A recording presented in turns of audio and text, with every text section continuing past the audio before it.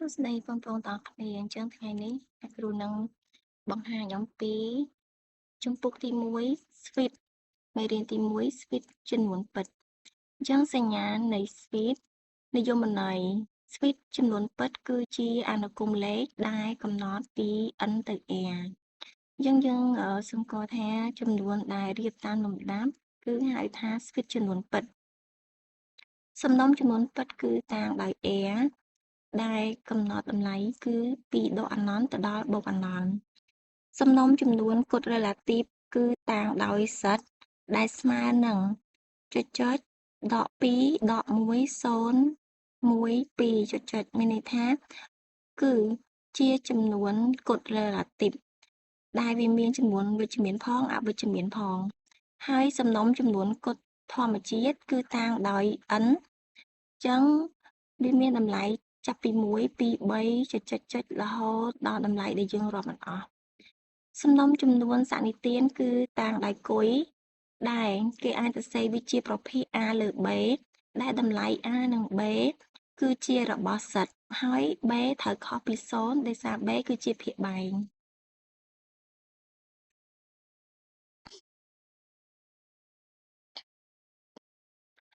ចឹងយើងបន្តមើលឧទាហរណ៍ទី1សរសេរតួនៃស្វីតតាមលំដាប់តគ្នា an ដែលស្មើនឹង2បូក1នៅលើ2សេគុណ n ដែល n ជារបស់ n ចឹងគេបានតួនៃស្វីតតាមលំដាប់តគ្នាគឺយើងគ្រាន់តែចំនួនតម្លៃ n ស្មើនឹង1ចូលទៅក្នុងស្វីត an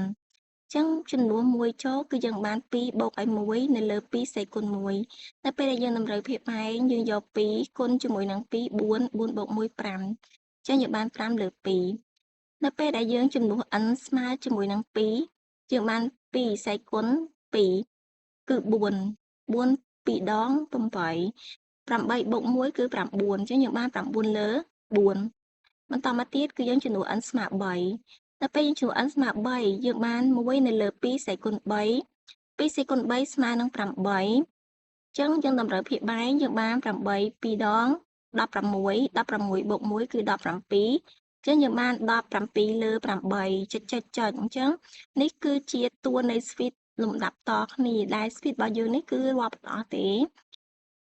ឧទាហរណ៍ទី2សរសេរ4តួនៃស្វីតរាប់អស់ខាងក្រោមកa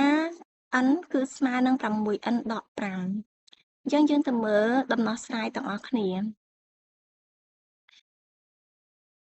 នៅពេលដែលយើងចង់រកតួនៃស្វីតរបស់យើងគឺជាស្វីតរាប់អស់ហើយគេឲ្យយើងរកតែ4តួទេបើរកតែ4តួបានន័យថាយើងឲ្យ n យើង1 n ស្មើ2 n ស្មើ3 n ស្មើ4ចឹងនៅពេលយើងចំនួនចូល n ស្មើ1 6ដង6 6ដក5នៅសល់1ចឹងយើងបាន1ដល់ពេលខ្ញុំចំនួន n ដោយ2យើងបាន2គុណនឹង6 12 12ដក5គឺស្មើនឹង7នៅពេល n ស្មើនឹង3 6 3នឹង18 18ដក3ចឹងយើងបាន13នៅពេលដែលយើងចំនួន n ស្មើនឹង4 11 4ដង24ចុះ24ដក5គឺសល់10 19បន្តយើងចូលដល់ស្វីត bn ស្វីត bn ដែលស្មើជាមួយនឹងដក 4n បូក9អញ្ចឹងយើងចំនួន n ស្មើ1ដូចគ្នានៅពេល n ស្មើ1គុណជាមួយនឹងដក4គឺបានដក4ដក4បូក9គឺស្មើជាមួយនឹង5អញ្ចឹងតួទី1ស្មើនឹង5នៅពេលដែល n ស្មើជាមួយនឹង2ដក4គុណនឹង2ដក8ដក8បូក1គឺស្មើជាមួយនឹង1ជាតួទី2នៅពេល n ស្មើ3គុណនឹងដក4គឺស្មើដក12ដក12បូក9គឺស្មើនឹងដក3នេះគឺជាតួទី3 n ស្មើ4 4គុណនឹងដក4ស្មើនឹងដក16បូកជាមួយនឹង9គឺស្មើដក7យើងទៅមើលដំណោះស្រាយលំហាត់កែល Sweet Cn Sweet Cn ស្មើនឹង1ដកឲ្យ 4n អញ្ចឹងនៅពេលដែល n ស្មើនឹង1ចំនួនយើងចំនួនតម្លៃនឹងចូលគឺយើងបាន1ដកឲ្យ4គុណជាមួយនឹង1អញ្ចឹងយើងបាន1ដកឲ្យ4គឺស្មើជាមួយនឹងដក3នៅពេលដែល n ស្មើ2 ដក4គុណនឹង2ដក8 1ដក8គឺស្មើដក7នៅពេល n ស្មើ3 3គុណនឹងដក4ស្មើដក12ដក12បូក1គឺស្មើនឹងដក11នៅពេល n ស្មើនឹង4 4គុណនឹងដក4ដក16បូក1គឺស្មើនឹងដក14 15អញ្ចឹងយើងបន្តទៅដល់ speed dn dn គឺស្មើ n ការ៉េនៅលើ n ហ្វាក់នៅពេលដែលយើងគណនាគឺយើងចំនួន n ស្មើ1ដដែលអញ្ចឹង n ស្មើ1យើងបាន1ការ៉េនៅលើ1ហ្វាក់1ការ៉េស្មើ1ចែកនឹង1គឺស្មើនឹង1នៅពេល n ស្មើ2 2ការ៉េស្មើ4 2ហ្វាក់ស្មើ2អញ្ចឹង4ចែក2បាន2នៅពេល n ស្មើ3 3ការ៉េស្មើនឹង9 3ហ្វាក់គឺស្មើនឹង2គុណនឹង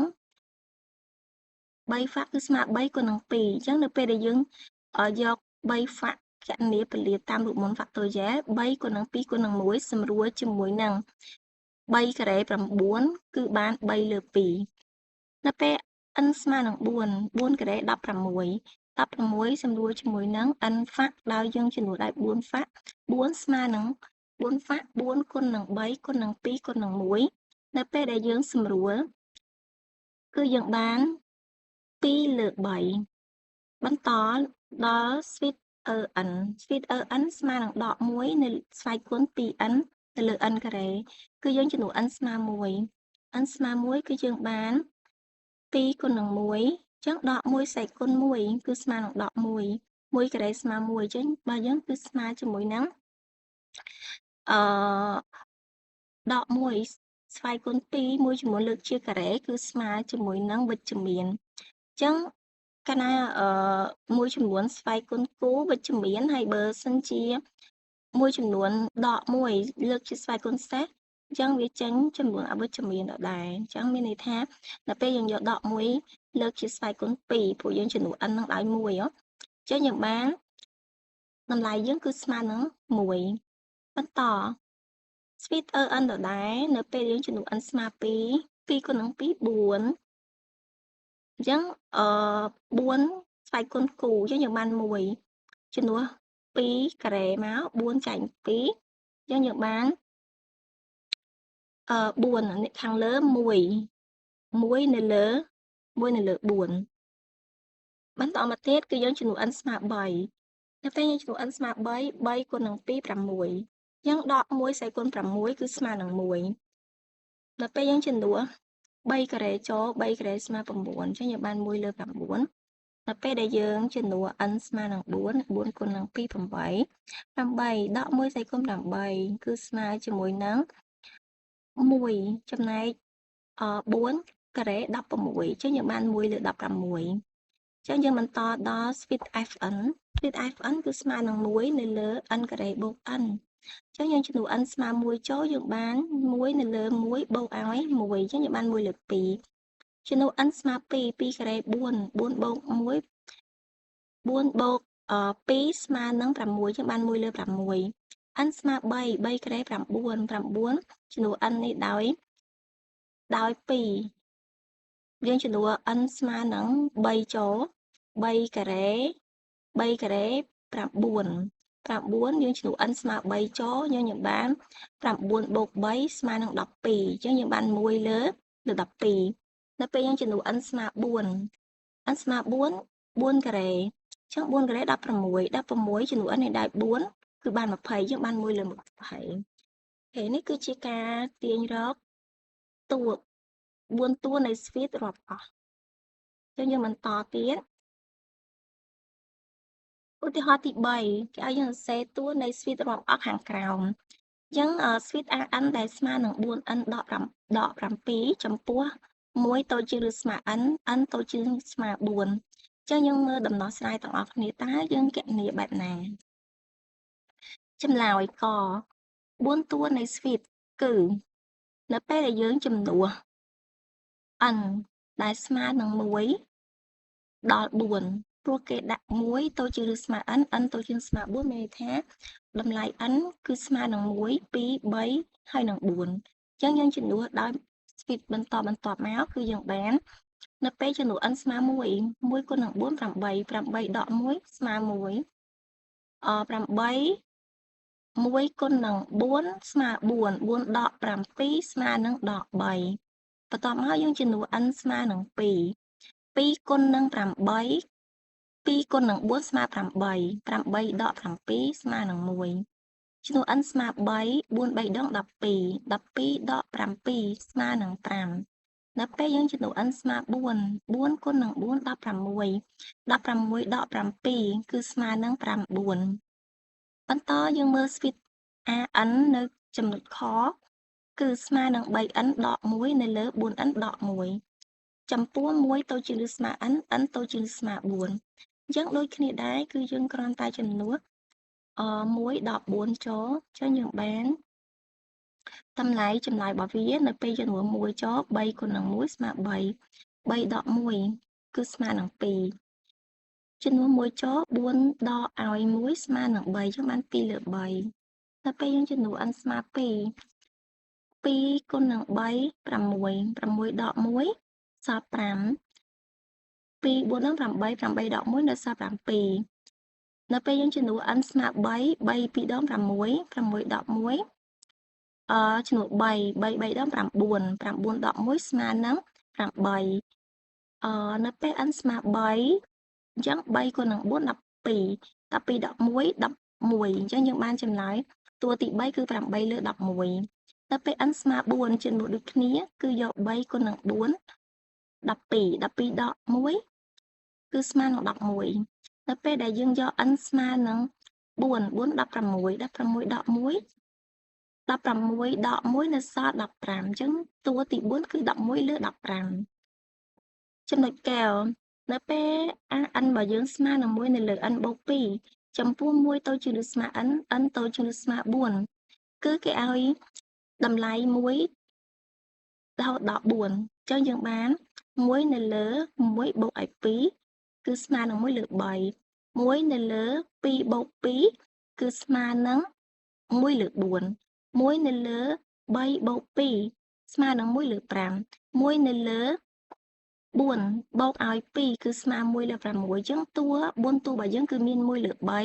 1 លើ 4 1 លើ 5 និង 1 លើ 6 ចំណុចខែល AN ស្មើនឹង 2 សេគុណដក n បូក 2 ចំពោះ 1 តូចជាងឬស្មើ n n តូចជាងឬស្មើ 5 អញ្ចឹងយើងចំនួនតម្លៃ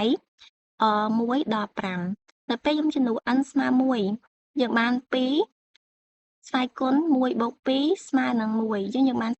2 នៅពេល n ស្មើនឹង 2 2ដក 2 0 2សេគុណ0ស្មើនឹង 1 ជានិច្ចនៅពេល n ស្មើ 3 ដក 3 បូក 2 ស្មើដក 1 2សេគុណដក 1 ស្មើនឹង 1 លើ 2 នៅពេល n ស្មើនឹង 3 នៅពេល n ស្មើ 4 នៅពេលដែលយើងចំនួនទៅដក 4 បូក 2 ស្មើដក 2 អញ្ចឹងយើងបាន 2 សេគុណដក 2 យើងបាន 1 លើ 4 នៅពេលយើងត្រឡប់ស្វ័យគុណចុះមកក្រោមឲ្យវិជ្ជមានគឺបាន 1 លើ 4 ព្រោះអី 2 សេគុណដក 2 យើងអាចសរសេរ 1 នៅលើ 2 សេគុណដក 2 ទៅជា 2 អញ្ចឹង 1 នៅលើ 2 សេគុណ 2 ស្មើនឹង 1 លើ 4 ចំនួន n ស្មើ 5 ដក 5 បូកឲ្យ 2 ស្មើនឹងដក 3 អញ្ចឹង 1 នៅលើ 3 2សេគុណ 3 គឺស្មើនឹង 1 នៅលើ 2 សេគុណ 3 ស្មើនឹង 8 អញ្ចឹងបាន 1 លើ 8 អញ្ចឹង 5 តួនៃស្វីតគឺ 2 1 1 លើ 2 1 លើ 4 និង 1 លើ 8 ចំណុចច AN ស្មើនឹង n ហ្វាក់ចំពោះ 1 តូចជាឬស្មើ n n តូចជាឬស្មើ 6 អញ្ចឹង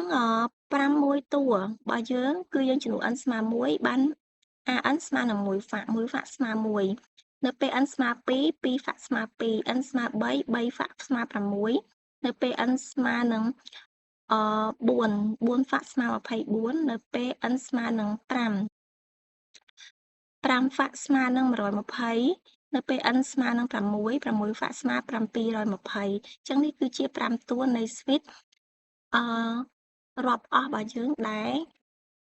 កំណត់តម្លៃ n នៅចន្លោះដែលគេកំណត់ឲ្យ អញ្ចឹងយើងបន្តទៀតនៅក្នុងការសិក្សាស្វីតនៃចំនួនពិតនេះអញ្ចឹងបើសិនជាបងប្អូនមានចម្ងល់អីអាច comment សួរអ្នកគ្រូបាននៅក្នុង វីដេអូនេះចឹងអ្នកគ្រូមានប៉ុណ្ណឹងសូមអរគុណសម្រាប់ការទស្សនាវីដេអូអ្នកគ្រូរហូតដល់ចប់សូមអរគុណ